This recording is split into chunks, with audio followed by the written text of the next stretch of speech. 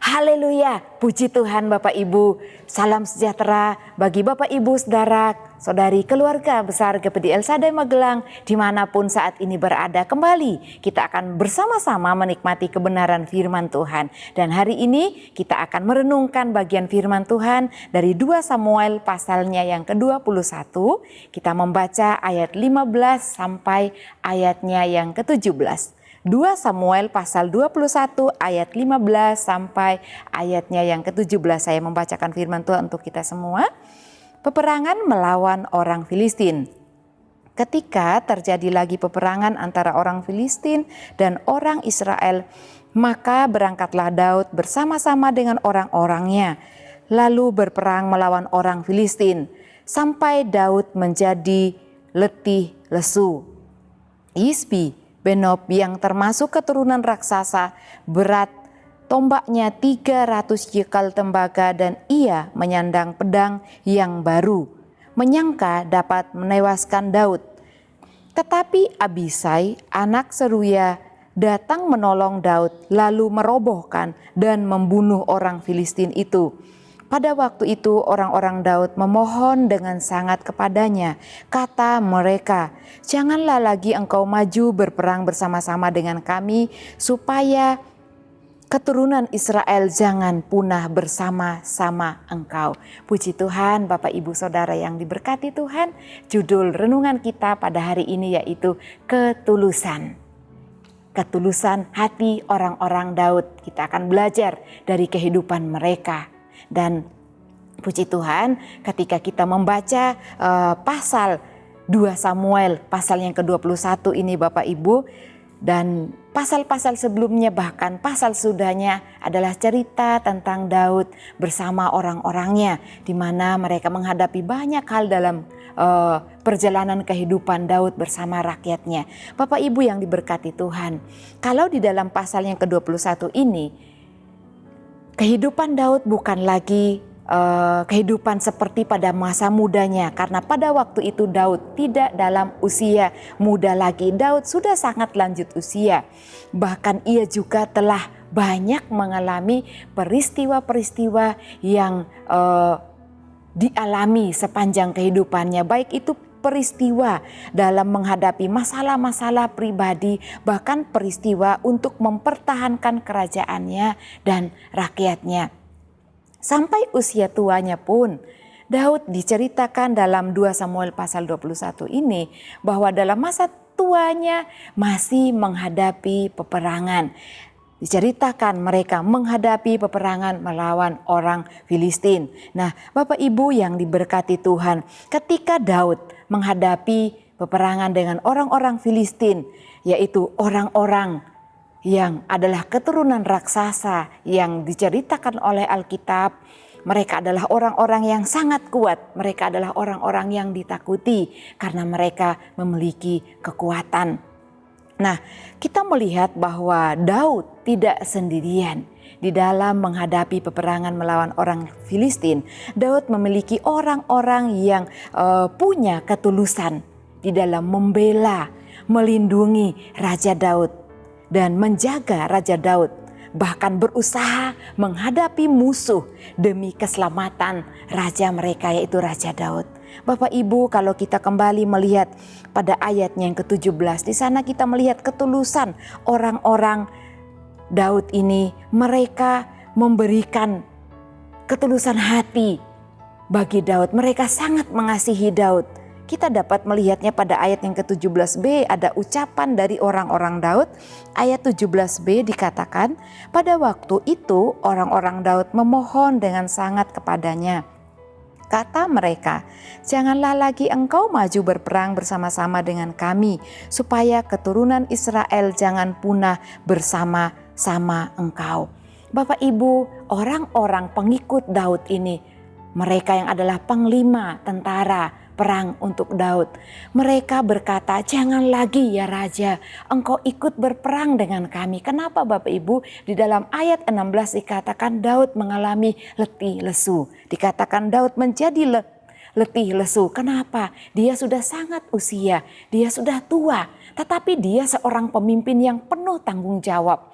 Dia tidak membiarkan panglima perangnya, pasukan perangnya menghadapi sendirian orang-orang Filistin itu. Tetapi Raja Daud dalam usianya yang tua, dia tetap turun tangan berperang. Oleh karena itu menimbulkan pilu, bahkan ada ketulusan yang ditunjukkan pengikut Daud pada saat itu. Mereka berkata, jangan lagi engkau ikut berperang dengan kami, supaya engkau, dalam kata lain Bapak Ibu, meninggal dan keturunan Israel tidak lagi ada. Nah Bapak Ibu yang diberkati Tuhan, kita belajar dari orang-orang pengikut Raja Daud ini memiliki ketulusan hati, mengiring raja mereka maju berperang melawan orang Filistin, melawan orang-orang keturunan raksasa yang sangat kuat.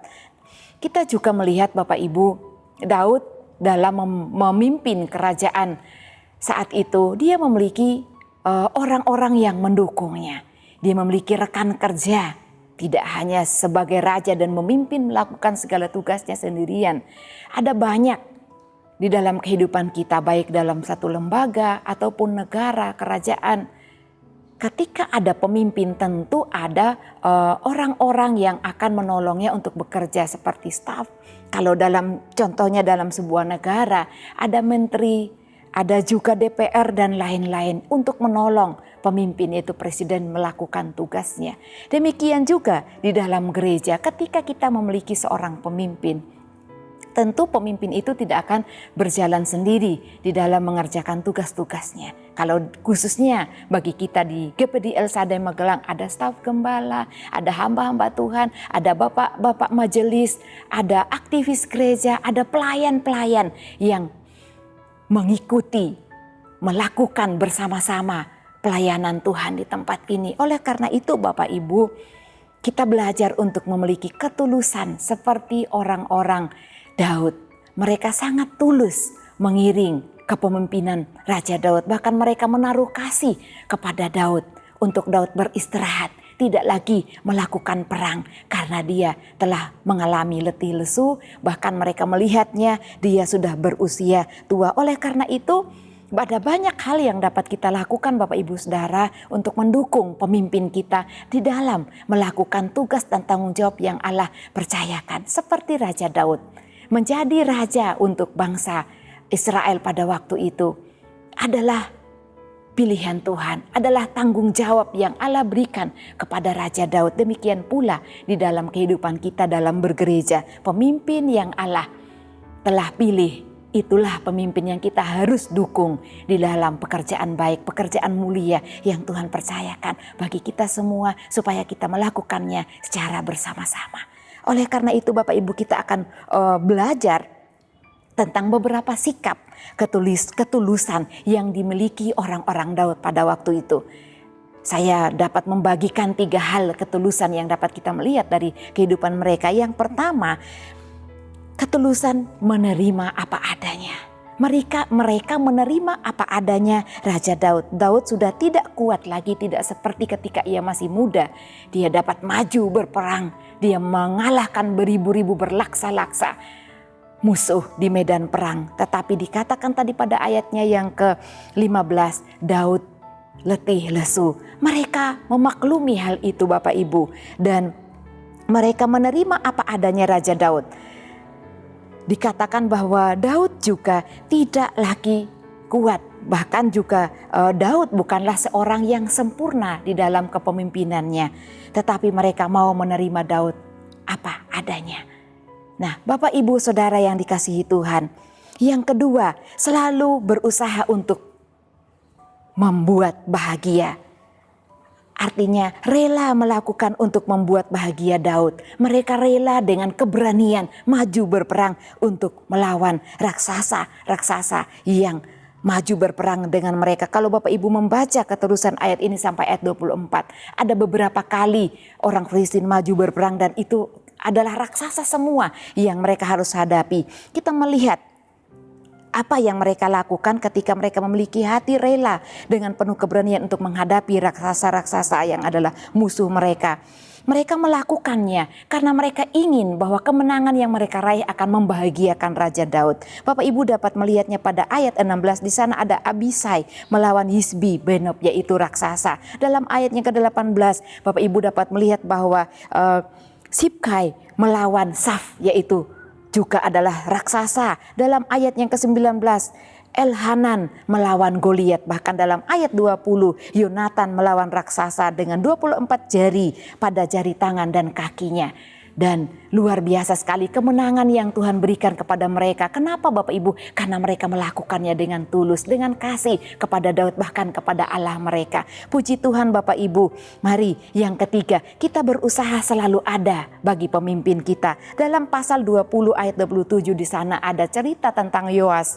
Yoas ini bukan lagi sebagai panglima perang Raja Daud karena sudah digantikan oleh Amasa pada saat itu. Tetapi ketika ada musuh yang bangkit untuk menyerang Raja Daud dari kalangan mereka sendiri, Yoas selalu ada buat Daud. Waktu itu adalah Abisai, adik dari Yoas itu, yang diutus untuk mengejar musuh itu, tetapi Yoas bersedia maju tanpa diperintah oleh Raja Daud. Bapak Ibu, sikap seperti ini, ketulusan seperti ini kita harus miliki supaya kita dapat berjalan dengan indah di hadapan Tuhan. Mengapa mereka dapat berlaku tulus kepada Raja Daud? Karena Daud walaupun tidak sempurna sebagai seorang raja, Daud memberikan teladan iman, teladan kesetiaan, dan teladan ketulusan juga, teladan tanggung jawab dalam memimpin bangsa yang Tuhan percayakan. Mari Bapak Ibu Saudara yang diberkati Tuhan, kita menjadi pemimpin yang berdampak baik untuk keluarga kita,